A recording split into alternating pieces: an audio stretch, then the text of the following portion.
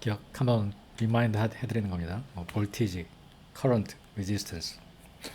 볼티지는 볼트라고 하고, 커런트는 앰프라고 하고, 레지스턴은 옴이라고 하죠. 이런 얘기가 좀 또 나옵니다.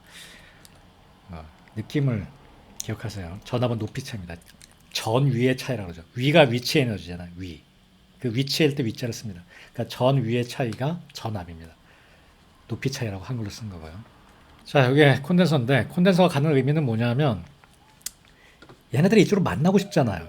그죠? 만나고 싶잖아요. 여기 전하가 음전하니까 이쪽에 전류는 이렇게 흐르지만 전하가 이쪽으로 가면서 여기 잔뜩 모여있단 말이에요. 근데 이쪽으로 가고 싶어요. 그냥 붙어야 되니까. 같이 당기잖아요. 근데 여기 절연체가 있으니까 못 간단 말이에요. 그럼 얘는 무슨 말이냐? 위치 에너지 갖고 있다는 얘기입니다. 에너지를. 이쪽으로 가고 싶은. 그럼 여기 딱 터주면 어떻게 돼요? 푹 하고 가겠죠. 근데 이렇게 터주지 못하니까 어떻게 터주냐? 여기다 우회로를 만드는 거죠. 우회로를 만들면 이제 촥 가게 됩니다. 우회로를 만들면 얘네들이 여기 길을 막혔으니까 이쪽으로 해서 슉 하고 흐르게 되는 거죠. 그래서 얘가 충전재 역할을 한다는 게 콘덴서라고 말씀드렸고요. 그 다음에 인바디에서 이렇게 얘가 절연체 역할을 하기 때문에 세포 내액으로는 못 가고 이 우회로 세포 외액으로만 가게 된다. 근데 하이 프리퀀시는 얘로도 가고 얘로도 가고 세포 외액으로도 가고 세포 내액으로도 이 콘덴서를 통과해서 간다라고 말씀드렸습니다. 인바디에서 했던 얘기고요. 오늘 한 얘기 중엔 이게 콘덴서가 위치 에너지 갖고 있다 그랬죠. 여기 에너지잖아요. 에너지가 가고 싶은데 못 가게 하고 있어요. 못 가게 하려면 뭔가 힘이 필요하잖아요. 이게 너프건이잖아요. 총알을 넣으면 꽉 공기 압력을 해서 담아놓죠. 그래서 뭐만 탁 건드리면 총알이 탁 나가잖아요. 그리고 그 콘덴서가 이게 지금 신경세포의 막입니다. 이 부분이에요. 크게 만들면 여기 부분이. 여기서 신경세포가 어떤 자극을 받았을 때 무슨 일이 일어나는지 한번 설명을 해보는 거예요. 이거 다 배운 겁니다. 학교 때 생리학 시간에. 이걸 resting potential이라고 합니다. 휴지전이 이렇게 부르죠. 근데 왜 휴지전이라고 부를까요? 안정시에 이게 이 콘덴서 마냥 에너지를 갖고 있습니다. 겉에는 플러스고 안에는 마이너스고 얘네들이 서로 만나려고 다다다닥 붙어 있어요. 바꿔 말해서 화장실 변기에 물을 탁 플러싱하면 물이 착 내려오도록 얘네들 준비를 하고 있다는 얘기죠. 그래서 그걸 포텐셜이라고 합니다. 포텐셜이 있는 거죠. 그러니까 추를 이렇게 잡고 있는 거죠. 땅으로 딱 놓으면 떨어지게. 근데 이게 특별한 때 유지되는 게 아니라 맨날 이러고 있는 거예요. 맨날. 그러니까 딱 총알을 잠겨 넣어서 준비하고 있는 겁니다. 총알 쏠 준비를. 그죠? 그래서 이거를 resting potential이라고 합니다. 그러니까 총알이 장전된 총 혹은 화장실에 물이 꽉 차서 내리면 내려가는 일. 그럼 이거는 위치 에너지로 따지면 추를 위로 들어 놓은 거잖아요. 그래서 여차하면 스위치를 탁 누르면 탁 놓으면 에너지가 이제 쓰이잖아요. 그럼 누군가 이 역방향의 일을 했을 거 아니에요. 자연에 거스르는. 그거 하는 애가 얘죠. 능동 펌프. 소디움 포타슘 펌프. 얘가 24시간 내내 그 일을 하는 거죠. 그래서 얘가 제가 옛날에 이렇게 펌프 있잖아요. 물 끌어올리는 펌프잖아요. 얘가 계속 이쪽으로 플러스 이온을 날르는 겁니다. 플러스 이온을. 지금 여기 지금 파란색이 소디움, 나트륨 이온이거든요. 플러스 이온인데 얘가 칼륨이랑 소디움 포타슘을 나르는데 펌프잖아요. 능동 펌프잖아요. 능동이란 말이 자연스럽게 확산이나 삼투압이 아니라 에너지를 쓰는 거거든요. 얘가 지금 ATP를 소모하면서 여기 보면 슬러시 3개잖아요. 이거는 소디움 슬러시고 얘는 포타슘 슬러시란 말이에요. 그래서 얘가 한 번 펌프질을 내가 팍 할 때마다 3개의 소디움이 밖으로 나가요. 그리고 들어오는 거는 2개의 포타슘이 들어오니까 하나씩 밖에 양이온이 많게 됩니다. 이거 이해 가시죠? 근데 뭐 사실 이거 하나만으로 설명하지는 않습니다. 소디움 통로, 포타슘 통로가 이게 소디움 통로인데 소디움 통로, 포타슘 통로가 또 다르게 작용하고 여기 단백질도 다르게 작용하고 해서 이 resting potential을 유지하게 하는데 가장 중요한 게 이 능동 펌프입니다. 능동 펌프가 계속 양이온을 하나씩 더 보내기 때문에 24시간 얘는 특별하게 작동하는 게 아니라 내내 작용하면서 이 전위차를 만드는 거죠. 그리고 요 지금 resting potential이라고 했는데 이걸 어떻게 측정하느냐? 여기 보면 선을 두 개 이어놨잖아요. 이게 전위차를 잰 거예요. 실제 세포에서 이런 방식으로 전위차를 잰대요. 물리적으로. 그래서 실제 우리가 앞에서 배운 이 멀티계, 전압계, 전류계를 여기다 연결해본 그 결과가 마이너스 70 밀리볼트. 이게 전압인 거죠. 그래서 우리 몸의 세포막은 신경세포 그리고 근육세포는 늘 레스팅 포텐셜이 마이너스 70 밀리볼트의 전압을 갖고 있는 거예요. 그 화장실 변기에 물이 늘 차 있는 거죠. 누르면 이게 쫙 움직일 수 있는.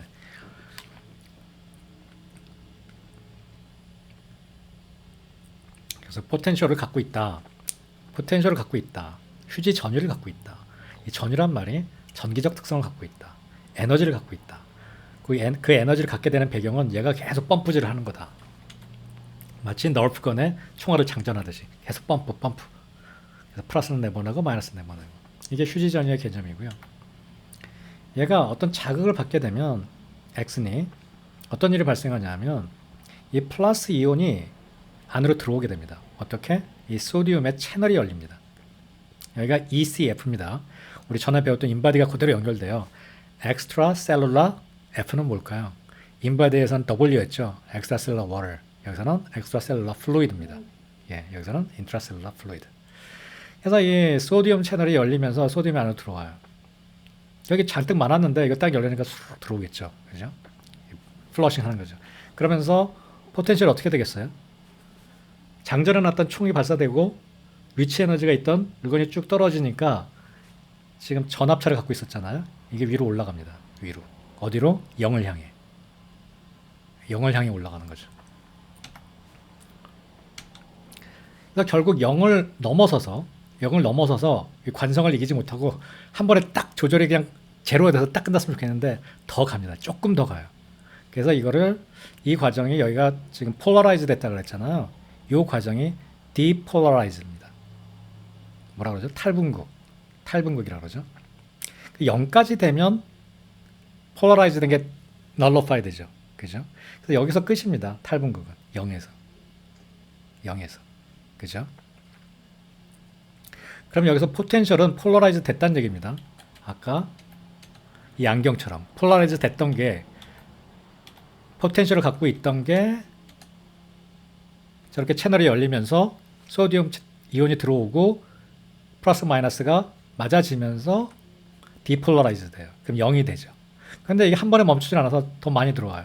그래서 뭐가 되느냐? 여기 나오나? 안 나오는구나. 이 0 이상은 리버스 폴라라이즈입니다. 다시 극화되는 거죠. 여기서는 마이너스 70mA를 보통 그 휴지 전이라고 합니다. 근데 뭐 세포마다 다 다르고 상황마다 다른 거죠. 이게 늘 정확하게 딱 70m를 유지하는 게 아니고요. 근데 이게 신경세포가 자극을 받으면 0을 넘어서 한 뭐 2, 30까지 리버스하게 플러스로 전위차가 일시적으로 발생합니다. 일시적으로. 여기는 안 써있네요. 중요한 건 아니라고 생각해 거죠. 실제 중요한 것도 아니고요. 그 다음에 이게 다시 리폴라라이즈 됩니다. 리폴라라이즈 되는 거는 누가 할까요? 여기 능동펌프가 또 하죠. 3개씩 내보내고 여기 소디움 파란색 3개씩 내보내고 포타시움은 2개씩 들어오면서 쉽죠.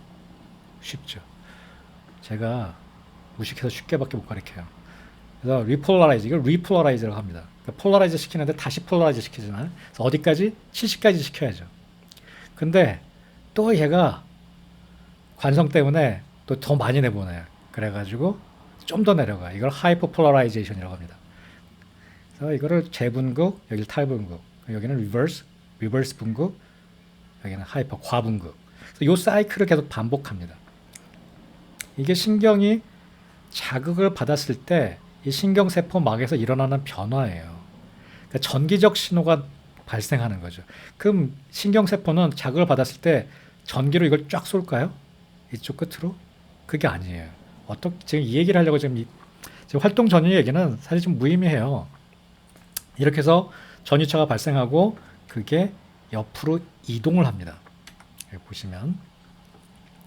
그래서 플러스였다가 이쪽이 되면서 과분극, 그러니까 하이퍼 폴라라이즈 되면서 일시적으로 마이너스가 되죠.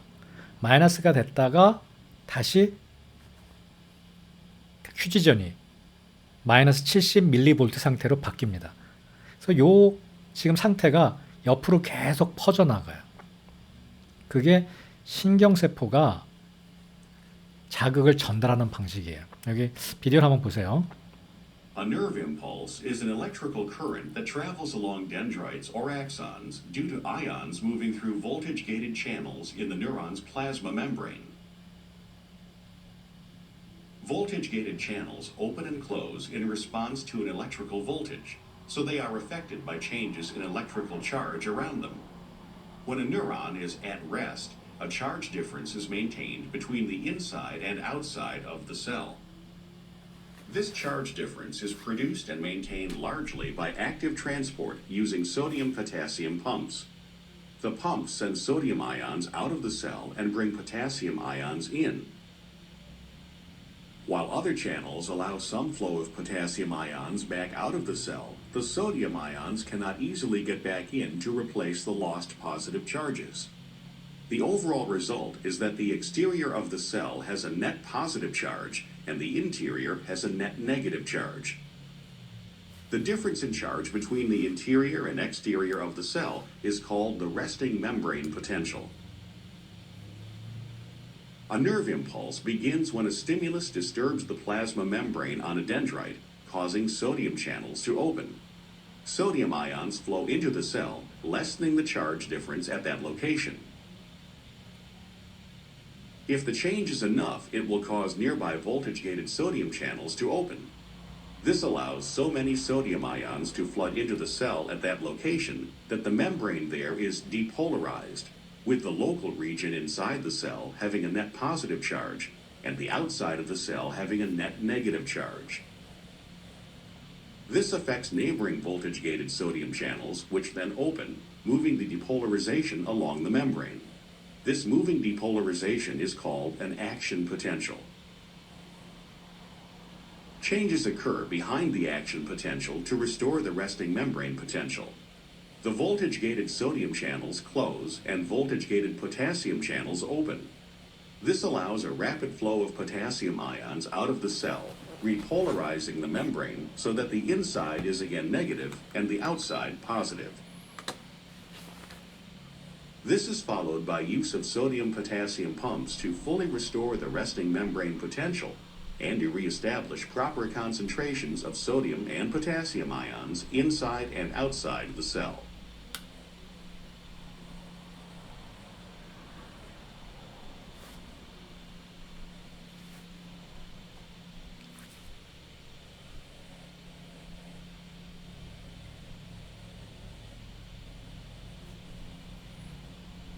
이렇게 제 설명을 듣고 보니까 훨씬 잘 이해가 가시죠? 이거 뭐 영어로만 봤으면 잘 이해가 갔을 텐데 예, 이게 들어온 소디움 농도가 높아지면서 옆으로 이 볼티지 체인지가 바뀌는 거죠. 휴지 막전이라는 말 때문에 이게 안정한 전압차라고 생각하는데 실제 위치 에너지를 갖고 있는 상황이죠.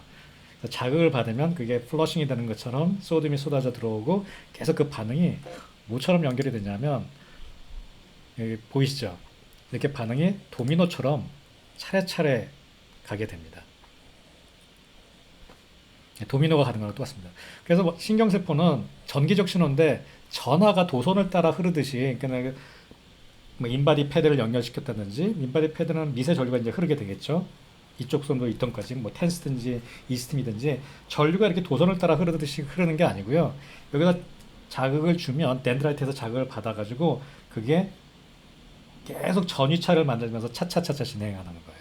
그러면 이게 만약 도선을 따라 흐르듯이 내가 느끼는 거라면 자극을 키는 순간 내가 알아야 되잖아요. 근데 이런 식으로 진행이 되기 때문에 굉장히 늦어요. 어떤 때는 막 1초까지, 뭐 0.4초, 0.2초, 0.1초 이런 식으로 신경을 전달이 되는 겁니다. 전하가 실제 도선을 흐르는 시스템이 아니라. 그래서 얘는 뭐 슈반셀 그리고 여기를 뭐 랑비의 결절 이렇게 부르잖아요. 슈반셀, 랑비의 결절. 이게 수초화되어 있습니다. 이 수초화되어 있다라는 이 말은 무슨 말이냐면 이 셀이 절연체예요. 이 지방이래요. 지방. 이 슈반셀이 다 지방이래요. 그럼 지방은 뭐라고 배웠어? 우리 인바디 할 때도 다 연결되는 겁니다. 지금 이게 절연체잖아요. 그래서 여기는 막전이가 발생하지 않습니다. 그러니까 여기는 전하가 없어요. 그럼 여기서 어떻게 되느냐? 여기서 소디움 채널이 열리잖아요. 자극을 받으면 소디움 채널은 물 딱 화장실에서 물 내리듯이 슉 하고 들어온단 말이에요. 이 전이차 때문에. 그럼 이게 딱 들어오면 이쪽에다 자극을 주고 얘가 또 전이차를 발생시키고 이 도미노를 만드는데 여기는 도미노가 없어요. 그래서 그냥 소디움이 슉 이쪽으로 흘러갑니다. 근데 이 흘러가는 속도가 얘보다 훨씬 빠르다는 거죠. 하나하나 가는 것보다. 그래서 마일렌에 돼 있는 신경 섬유는 훨씬 더 속도가 빨라지는 거예요. 그래서 전이차가 발생하는 그 막전이 변화로 인해서 생긴 그 컨덕션은 여기 랑비의 결절에서만 일어나는 거죠. 이렇게 자극을 받는 게 여기서 소디움이 슉 디퓨즈해 나가는 속도가 이 전이차로 이동되는 것보다 훨씬 빠르다. 그래서 이거를 솔터터리 소금 가지고 저는 이거 맞죠? 저희가 안 찾아봤는데 솔터터리가 소금 가지고 그 얘기 같아요. salt. 그래서 소디움의 이온이 그냥 확산돼서 컨덕션 되는 걸 수초화된 신경섬유의 전달이다 해서 솔터터리 컨덕션이라고 부르는 겁니다. 훨씬 빠르죠. 왜 빠른지를 이제 알았죠. 그래서 이렇게 각각의 신경세포마다 전달이 달라지죠. 그래서 뭐 이건 자 한번 제가 퀴즈를 해볼게요. 수초화 여부, 직경, 섬유의 직경의 여부에 따라서 신경세포 전달 속도가 달라지는데 어떤 자극을 빨리 전달할까 생각해 보세요. 우리 생존을 위해서. 그러면 내가 뭐 칼에 살이 찔렸다. 이런 건 상당히 빨리 전달해야겠죠. 그죠? 근데 제일 빠른 게 이 통증이 아니에요. 스킨의 통증이 아니에요. 통증은 실제 C5가 거의 전달하거든요. C5는 진짜 느려요. 맞아도 한참 있다가 왜 때렸어 이런다는 얘기죠. 그 다음에 A 베타나 A 델타가 통증에 관여합니다. 터치도 강하면 통증이니까요. 그러면 터치랑 페인이랑 어디까지가 터치고 어디까지가 페인이야? 신경세포도 헷갈려요. 그래서 일부는 이쪽으로 전달, 일부는 저쪽으로 전달이에요. 이게 딱 정해져 있는 게 아니에요. 근데 제일 빠른 건 뭐예요? 프로프리오셉션이에요. 재밌죠? 우리가 칼에 찔려도 안 넘어지는 이유예요, 그게. 그래서 우리한테 가장 중요한 게 생존을 위해서 프로프리오셉션이 더 중요해요. 우리가 서 있고 그냥 반격도 할 수 있어야 될 거 아니에요. 걷고. 그래서 그리고 프로셉션이 기계로 재현시키지 못하는 거기도 하는 거 아시죠? 이족 보행 로봇을 만들기가 어려운 게 완벽한 프로프리오셉션을 기계적으로 재현할 수가 없거든요. 우리 발바닥에서 느껴지는 압력에 따라서 균형을 잡아줘야 되잖아요. 그래서 이게 사실 제일 빠른 신경 전달입니다. A알파가. 그래서 제가 침 놓고 걷는 거 제 비디오에 보시면 양말을 많이 벗게 해요. 가능하면. 특히 바닥이 타일일 때 양말을 벗게 하거든요. 그게 프로프리오셉션을 많이 자극하기 위해서요.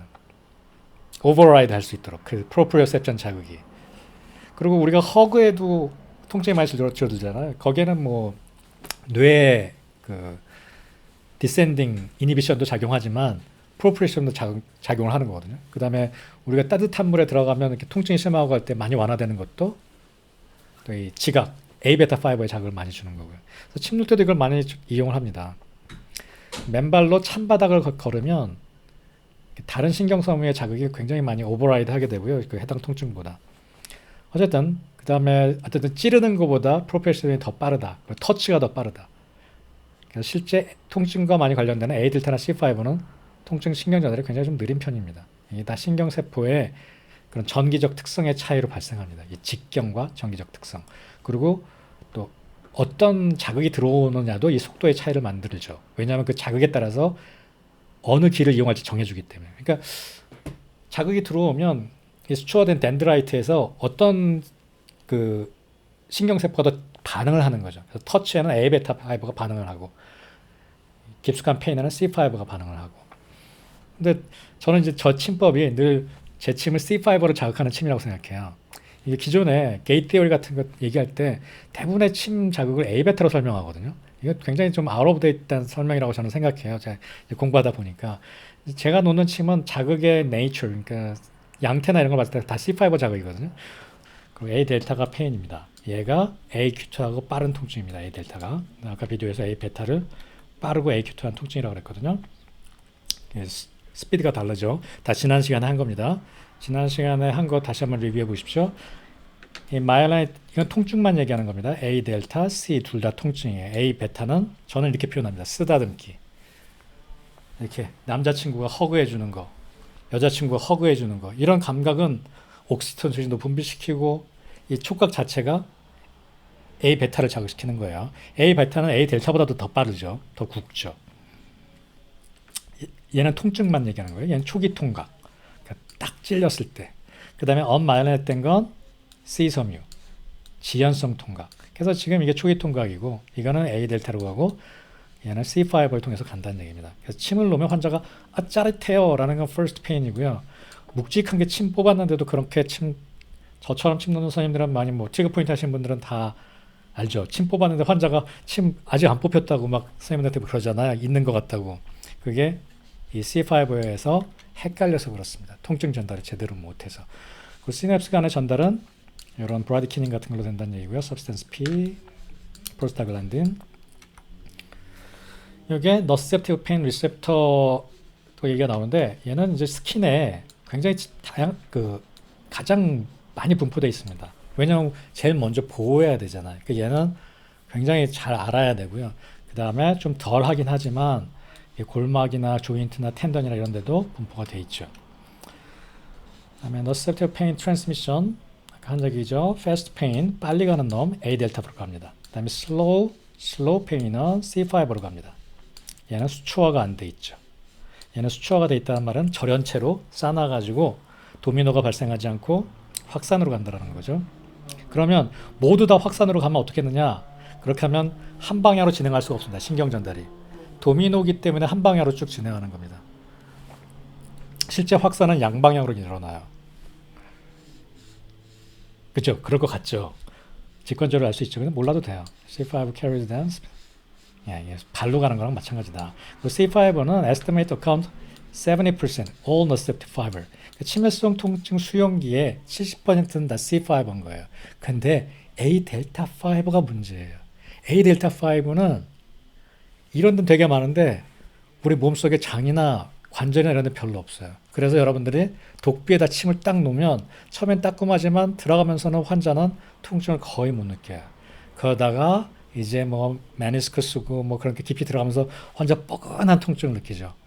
그리고 이렇게 이러는 게 아니라 하는 게 통증이 뻐근하게 퍼져나가는 C5 통증이기 때문에 그렇습니다. 잘 기억해 두십시오. 이건 앞으로도 여러분들 통증 환자를 보시면 A 델타랑 C 얘기는 계속 나올 겁니다. 제 강의가 아니더라도. 이건 다 설명한 거예요. 그 current intensity, current가 전류라고 말씀드렸습니다.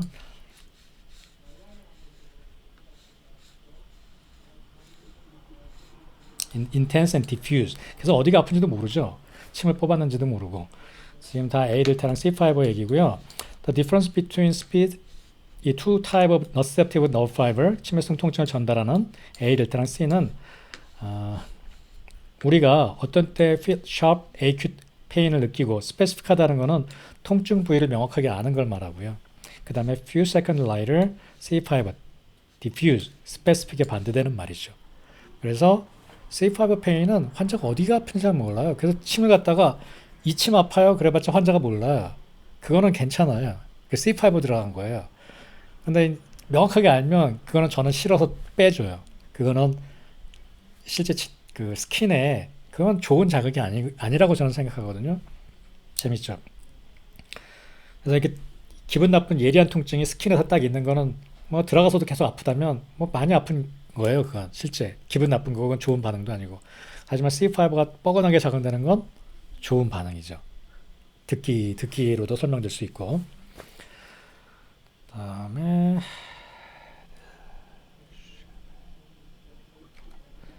C5는 너시셉터다. 그러니까 치매성 통증 수용기다. 그러니까 어떤 통증이건 이 너시셉티브 리셉터에서 반응해서 머리로 전달하는 겁니다. 근데 그 중간에 노이즈가 되게 많은 거예요. 어떨 땐 통증을 없애기도 하고 어떨 땐 통증을 증폭시키기도 하고 어떨 때는 딴 데로 착각하기도 하고. 그게 이 전화선의 문제인 겁니다. 그다음에 자, 다 비슷한 얘기들입니다. 이 속도의 차이겠다. 속도에 sharp initial pain 그래서 되게 빠른 거죠. 그리고 C5는 아주 slow하다. longer lasting pain sensation. 계속 아프고. 뇌장에는 아예 그 신경이 별로 없죠. 왜냐면 여기 다칠 일이 별로 없잖아. 이 겉에가 제일 많아야지 우리 몸을 보호할 수 있을 거 아니에요. 그다음에 소화기관의 경우에는 음식물이나 위산과다 내시경 검사는 넓은 부위가 자극받으면 통각을 느끼게 되지만 바늘로 찌르거나 가위로 자르는 등 국소적인 자극에는 이것도 정말 재밌더라고요. 그 넓은 부위의 자극은 이 너셉티브 리셉터가, 그러니까 이것도 치매성 통증인데 반응을 하는데 아주 핀으로 찌르거나 그런 반응을 안 하는 거죠. 이건 다 신경템포 수용체의 차이입니다. 어떤 타입의 센서를 갖고 있는지. 그러니까 뭐 속이 쓰려서 아프건 뭐 장이 경련성으로 통증이 있건 근육이 결려서 아프건 헬스를 내가 쇠질을 너무 많이 해서 아프건 이게 다 너셉티브 페인이에요. 그러니까 자르고 염증이 생기지 않아도 이런 것들이 다 너셉티브 리셉터에서 우리 뇌로 전달하는 신호입니다. 근데 이게 정말 재밌잖아요. 바늘로 찔러서는 안 아프다.